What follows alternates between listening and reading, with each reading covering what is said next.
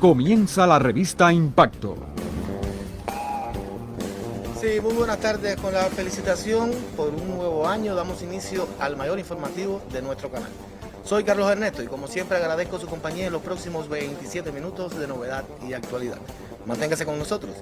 Ya comienza Impacto.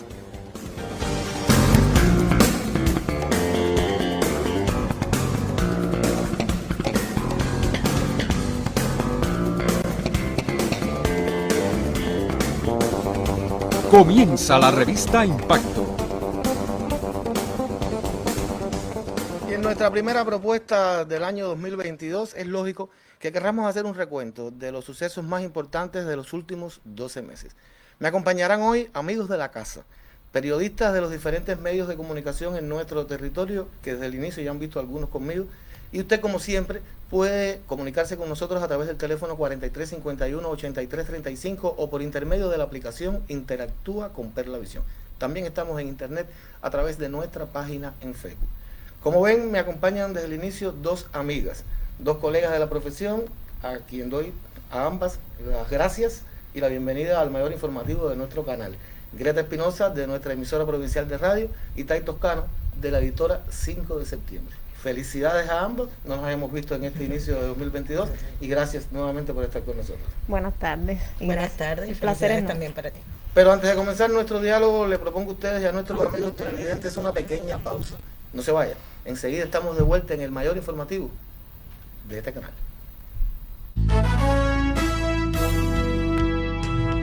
Resistir, avanzar y vencer, porque somos continuidad. Revolución, digo más de 1000 veces, una y 1000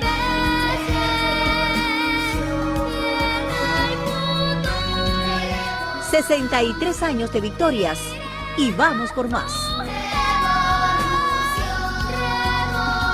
Aniversario 63 del triunfo de la Revolución Cubana.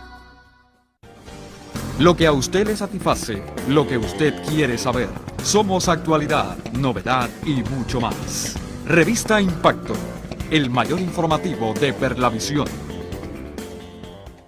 Entramos en materia y le comento a mis compañeras que como cada año, este último nos dejó muchos sucesos importantes, pero hay dos que sin duda marcaron la vida de nuestro país. La batalla contra la COVID-19 que se ha empeñado en no dejarnos, y la tarea de ordenamiento que comenzó exactamente en enero del año que acaba de culminar. Esta tarea de ordenamiento, quisiera comenzar por ahí, trajo muchísimas cosas novedosas. Estuvo marcada por aumentos salariales, también aumento de los precios, por ayuda a los más vulnerables, por eliminación de subsidios y por muchísimas otras estrategias que aún creemos que nuestra población no ha acabado de entender, porque a veces nosotros mismos no la hemos entendido. Incluso ha habido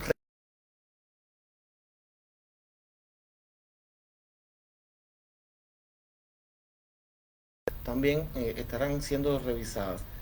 Desde el punto de vista del periodismo, ¿cuán grande ha sido el reto? Empezamos contigo, Greta, por ejemplo, de llevarle a la población todas estas medidas, todos estos cambios, y que la gente los entienda. ¿Ha sido un reto para ti? Sí, te reitero las buenas tardes a ti, a la audiencia de Perlavisión. Realmente la tarea de ordenamiento, como para la economía, ¿no?, también para la comunicación ha sido retadora, porque yo recuerdo los primeros días, en esta misma fecha, enero del año pasado, a la radio, como me imagino que al resto de los medios, llegó un aluvión de dudas, de quejas, de inquietudes, porque la gente estaba acostumbrada a una dinámica económica en 2020 y amaneció en 2021 pues con ya muchos cambios en muchos órdenes, en muchos sectores. Hablabas de las tarifas. La labor comunicacional acerca del asunto de los precios ha sido intensa y no ha parado en el año, porque como bien decías, constantemente se han estado rectificando, se han estado variando precios en distintos sectores de la economía. Yo recuerdo, hablabas de la tarifa eléctrica, eso fue, o sea, hubo tarifas nacionales, pero a nivel provincial también hubo muchísimos cambios de precios que en su momento tuvimos que comunicar. Eso es en cuanto a precios, pero también hay otros sectores, también, o sea, hay otras áreas tal vez menos visibles de cara a la población, como el sector empresarial, que a lo profundo de ese sector pues también hubo muchísimas transformaciones radicales, incluso en el diseño estaba y ha ocurrido que iba a haber empresas o sea, con pérdidas financieras en este primer año.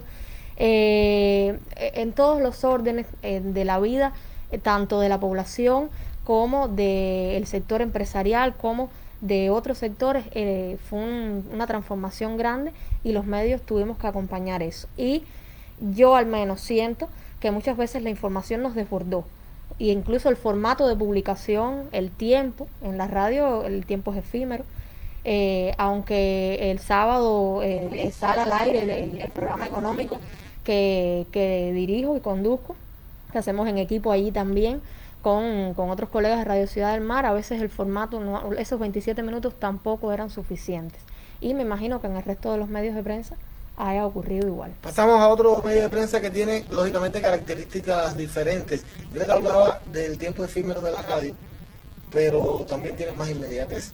Nuestro periódico provincial, aunque tiene su página en internet, creo que la gente sigue viendo el periódico como lo que recibe en su casa o compran en el estaquillo, en su formato de papel, como le decimos nosotros. Mucho más difícil el reto para los periodistas del 5 y de los otros periódicos provinciales, que tienen una sola tirada a la semana, salen un solo viernes, tiene solamente 8 páginas, hay muchos temas que tratar, aunque este tuvo prioridad, lógicamente.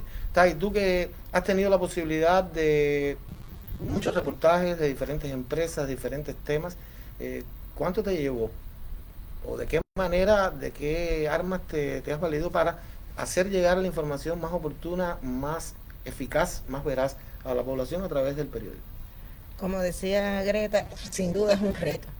Es un reto porque como en una página o dos, a lo sumo, puedes condensar la problemática de una determinada empresa o una problemática vista en diferentes empresas. Recuerdo, por ejemplo, un trabajo relacionado con el incremento salarial en el sector empresarial, la termoeléctrica, la propia refinería, el puerto, el seguimiento en otras entidades empresariales también con una estructura diferente, y aunque todas son, digamos, tienen como denominador común que son del sector empresarial, no ha sido el comportamiento igual.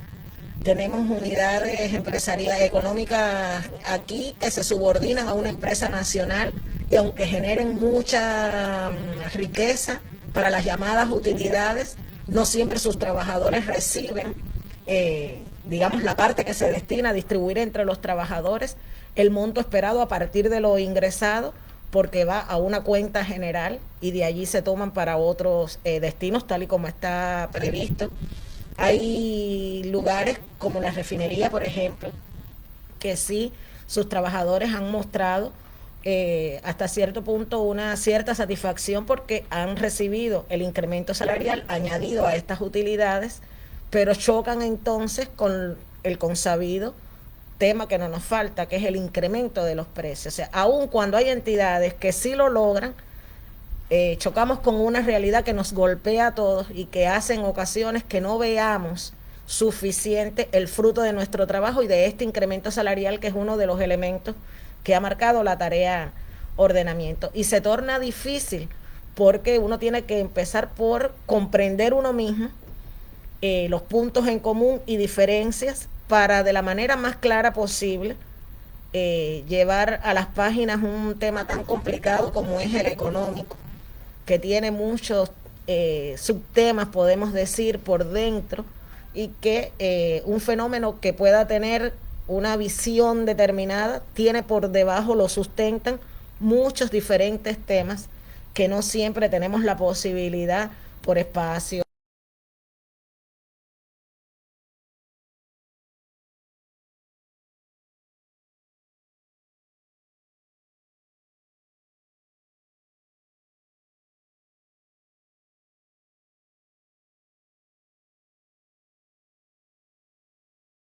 Del perfeccionamiento, un sector en el que ha habido incremento del precio de algunos servicios, sobre todo la gastronomía, a partir de que se constituyeron en UEB y se autogestionan sus recursos. La inmensa mayoría de los recursos son por autogestión.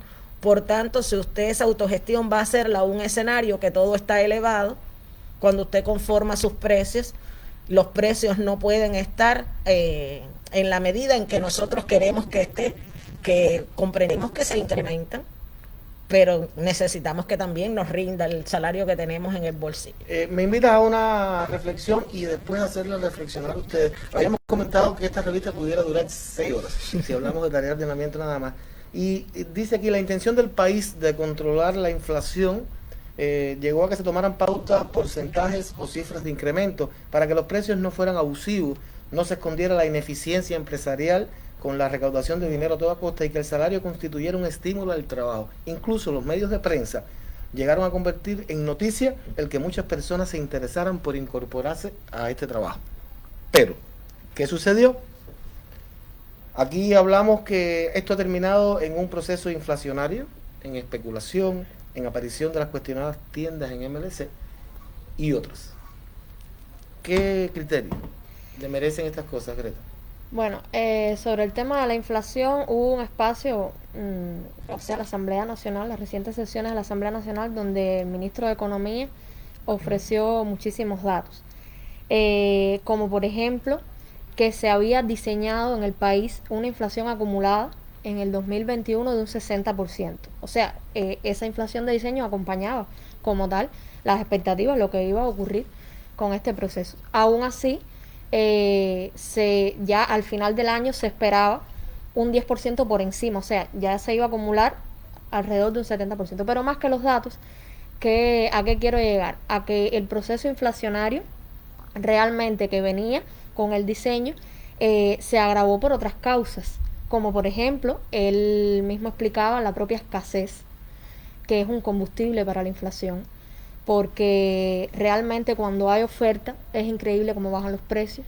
Eso puede apreciarse en ejemplos incluso en los productos agropecuarios, que también se encarecieron porque los insumos para hacer parir la tierra, o sea, para trabajar en el campo, dieron un salto grande, que incluso ese precio de insumos fue uno de los precios que se rectificaba. La tarifa de electricidad, por ejemplo, era astronómica en el mes de enero, de febrero, hasta que luego poco a poco esas tarifas fueron rectificándose a nivel nacional. Y del agua para los productores. Del agua, de la fumigación por avión en el caso del arroz. Eso fue incluso un tema que abordamos en los medios de prensa con detenimiento, porque ojo, la producción agropecuaria es una prioridad a nivel de país y también para la provincia, obviamente. Entonces, ¿qué te decía? Que el propio ministro decía que la oferta y la escasez de combustible que ha habido a la inflación, la oferta la neutraliza, pero además, por ejemplo, en el país, en el año 2021, salió a circular un monto de dinero, por ejemplo, sin respaldo productivo. No recuerdo el dato exactamente, lo dieron en la Asamblea Nacional, pero era una cifra astronómica por concepto de protección laboral a personas interruptas, a personas protegidas por la ley en casa, a madres trabajadoras o familia que cuidara a los niños, y ese dinero circulante también provoca un proceso inflacionario. Pero también incluso se habló en la Asamblea Nacional, por ejemplo, el costo del dólar en el mercado informal, que ha ido ascendiendo, y eso ala en los precios, se va expresando también. Algunas distorsiones en el sector empresarial que venden productos en MLC por ejemplo, a sectores, a trabajadores por cuenta propia y que demás. Se han ido aclarando estas distorsiones también. Exactamente, que a finales de año, el propio ministro lo decía, que se van a ir revisando estas políticas porque, también contribuyen a que se distorsione y que haya un proceso inflacionario y que se avive mucho más. Y también hay un último detalle, y es que a nivel mundial la ralentización del comercio exterior provoca un proceso inflacionario mundial. O sea, no es un fenómeno de Cuba exclusivamente, aunque en Cuba se ha dado este año con una marcada cifra. Y hay que añadir que todo esto llega cuando el país combate una pandemia que decía al inicio se ha empeñado en no dejarnos. Y antes de entrar decíamos que tendremos más adelante acá a una muchacha de nuestro canal que ha sido de las que ha trabajado casi todo el año, de los pocos que han podido hacerlo, Y ese caso te ha tocado a ti en el periódico 5 de septiembre. Saliéndonos un poco del tema económico, ¿qué ha significado el trabajo en el enfrentamiento a la COVID, el periódico, como todos nuestros medios de prensa, en la primera línea de combate? Y repito, eres una de las que ha estado casi todo el tiempo. ¿Cuán difícil? Y en las condiciones que lo has hecho, ¿y cómo crees que ustedes que tienen tan buena comunicación o retroalimentación con los lectores, cómo crees que ha recibido el pueblo de Cienfuegueros el trabajo del periódico en este sentido? Mira, sin duda ha sido difícil por lo atípico, por lo diferente, de de un movimiento constante a implementar otras vías para comunicarnos con las fuentes, para hacernos de esa información, estrechar mucho los vínculos para ir justo en el momento preciso, al lugar preciso, a lo que vamos, para evitar un posible contagio. Y eso, por supuesto que hizo que tuviéramos que activar todas nuestras fortalezas para hacerlo. De no retroalimentarnos entre los colegas, a no ser por vías digitales, la mayor parte del tiempo, por teléfono. Y creo que en los comentarios propios que se han colgado en las redes sociales donde se publican nuestros trabajos, los propios comentarios que han llegado por vía directa o telefónica a la redacción del periódico, nos permite asegurar que las personas han recibido bien y agradecen lo que hemos hecho. Porque, ya te repito, lo hemos tenido que hacer de diferentes maneras, hacer uso de plataformas como WhatsApp, como Instagram, el correo electrónico, algo que anteriormente no es que no utilizáramos, pero no era el fuerte era vernos cara a cara, claro, intercambiar con la fuente, indagar, aclarar mucho más, y bueno, tuvimos que hacer uso de estos medios. Pero lo más importante es que aún cuando fue difícil, cuando muchos compañeros de diferentes especialidades tuvieron la desdicha de enfermar, de que sus familiares enfermaran y por supuesto tenerse que someter a un aislamiento, el resto del equipo estuvo ahí. Cambiaron las dinámicas productivas para nosotros también, de estar todo el tiempo a estar en el momento preciso y cumplir nuestro cometido, que era llevar la información en los diferentes géneros a nuestro público. Bien, yo les reitero que de esto pudiéramos estar hablando muchísimo. Por el momento les agradezco su presencia en nuestro programa. Seguro que volveremos a vernos, no solamente en nuestras labores habituales, sino aquí, en Impacto, que hay que seguir revisando cómo comienza el año 2022. Una vez más, gracias, felicidades por el nuevo año y que la pasen muy bien ustedes y sus familiares. Manténgase con el mayor informativo de nuestro canal, no se vaya, enseguida estamos de vuelta. Participe activamente en la prevención y control de la pandemia COVID-19. ¿Qué puede hacer? Lavarse frecuentemente las manos con agua y jabón al menos durante 20 segundos. Taparse la boca y nariz al toser o estornudar. Evitar tocarse los ojos, la nariz y la boca. Mantener los locales limpios y ventilados. Cocinar correctamente los alimentos.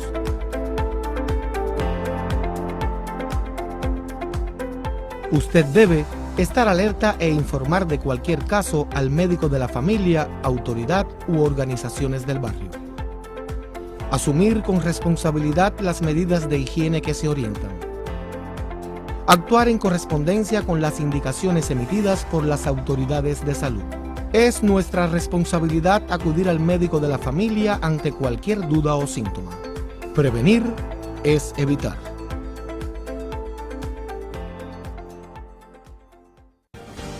Si desea orientarse y estar informado, este es el camino. Revista Impacto, con la visión de la realidad.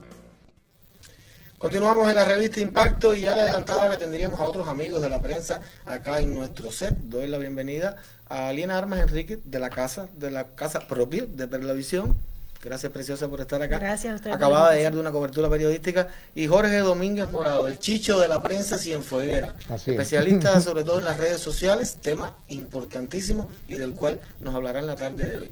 Comenzamos con la dama, habíamos quedado, Liena, en la COVID-19, hablábamos con Tai y con Greta, y yo decía, tendremos aquí a una persona que estuvo casi todo el tiempo. Te puse en un momento una de las 7 jinetas, no del apocalipsis, sino de la defensa del telecentro y de Cienfuegos en la batalla contra la COVID. joven periodista, tuviste que asumir muchísimas funciones. ¿Qué representó este trabajo en medio de la pandemia? Realmente fue una etapa difícil, porque como bien dijiste, éramos pocos trabajando, muchos enfermaron, incluso uno a veces tenía miedo de enfermar en la labor, pero había que estar, había que sacar la información, y muchas veces llegamos a los municipios donde estaba más fuerte la situación. Recuerdo que llegué hasta Rodas, hasta Laja, y el intercambio con la gente siempre fue bueno y nos ayudaba también a la hora de hacer los trabajos. Siempre el compromiso de sacar el noticiero al aire todos los días de la semana, cuando a veces solo éramos dos. Agradecer también a Rosana Martínez, la estudiante de periodismo, que nos apoyó mucho. Hubo un momento en que solo éramos ella y yo para sacar los 27 minutos y fue difícil, pero la verdad, como periodista recién graduada, no puedo pedir otra cosa, ¿no? El fogueo fue total y la verdad me ayudó, siempre ayuda en la formación como periodista. Y en ese fogueo estás cumpliendo hoy una nueva función, que es trabajar en nuestra página web, o sea, haciendo el periodismo de la página web, además de que continúas aportando al departamento informativo en otras funciones como la del noticiero. Este trabajo en la web te ha hecho buscar nuevas variantes, nuevas técnicas. ¿Qué te ha parecido y cómo lo estás enfrentando? Siempre me llamó un poco la atención, sobre todo porque yo soy de una generación en que estamos muy relacionados con todas estas cuestiones virtuales, y cuando me lo propusieron no dije que no, porque creo que debemos llegar a todo ese público que se ha trasladado hacia el escenario virtual y donde la sobreinformación muchas veces tiene a los públicos ajenos a la realidad.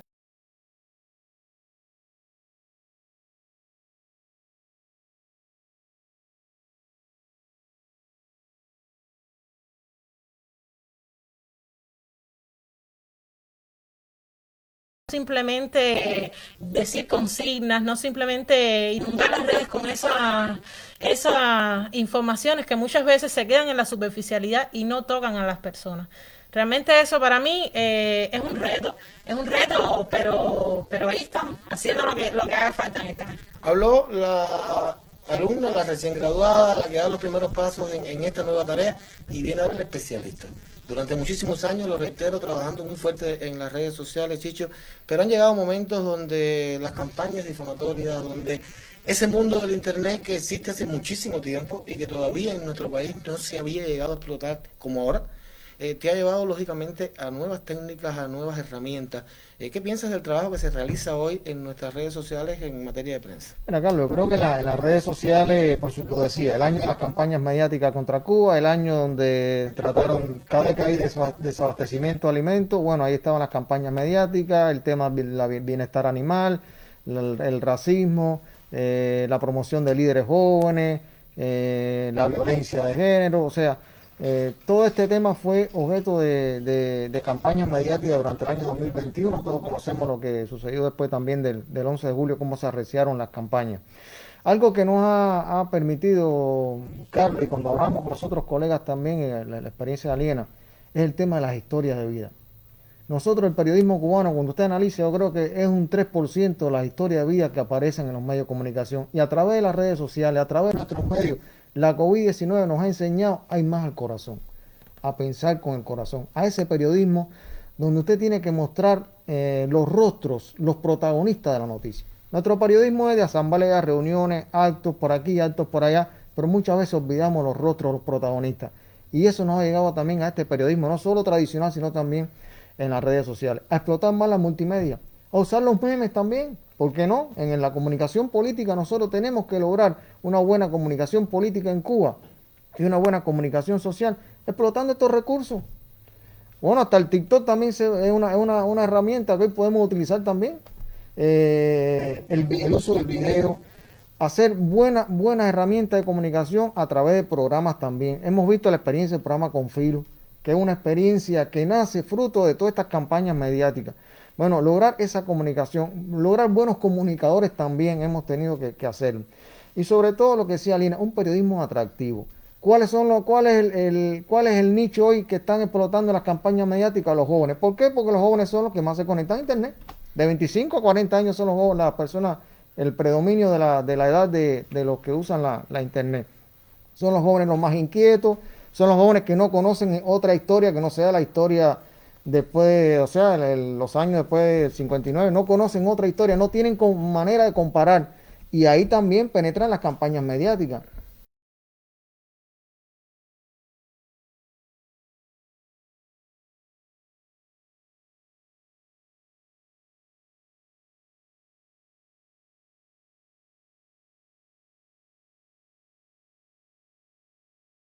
Estudiante de periodismo, para nosotros periodistas ya, formada aquí, yo creo que pasó su prueba de fuego y la pasó con notas sobresalientes. Decías una cosa interesante, pero cuando tú hablas de todo esto, es que son cosas que nos faltan. O sea, que la estamos ya implementando, pero nos faltan. Sé que eres uno de los grandes defensores de la prensa por vía de Internet. ¿Cuánto las administraciones tienen que hacer todavía para fortalecer los grupos de Internet en los medios de prensa? Yo lo primero que tiene que hacer es que el que dirige un medio de prensa tiene que estar en Internet. Nosotros no podemos tener directivos en la prensa que no conozcan Internet. Cuando usted tiene un buen equipo directivo de la prensa y que te dirigen, que están conectados a Internet, eso amplía el diapasón y te permite crear esos equipos. Ahora, es pensar también en que el Internet es un espacio priorizado a la hora de la comunicación en tu medio de prensa. Y no solo está el periodista que edita una página web, yo creo que tenemos que pensar solamente en los que están atendiendo las redes sociales. Bueno, hay que buscar ese periodista especializado en las redes sociales, formar ese equipo, pensar en que hoy, fíjate, hoy, Carlos, los usuarios no entran a través de Google a nuestra página web, entran a través de las redes sociales. Por tanto, tenemos que explotar las redes sociales. Por tanto, tenemos que seguir preparando ese personal en nuestras redes, en nuestras redacciones, para que las redes sociales cada día sean más potenciadas a la hora de la comunicación. El tiempo no da para más, ya no sé cuántas señas me va a hacer mi coordinador. Gracias a ambos por haber estado acá. De este tema estaremos hablando dentro de muy poco, Chicho. Te prometo que volverás a venir para hablar de un tema fascinante que es vital. Gracias nuevamente por estar con nosotros. Y usted recuerde que este es el mayor informativo de Perla Visión. La cita, como siempre, el próximo jueves. Soy Carlos Ernesto y desde ya lo estoy esperando.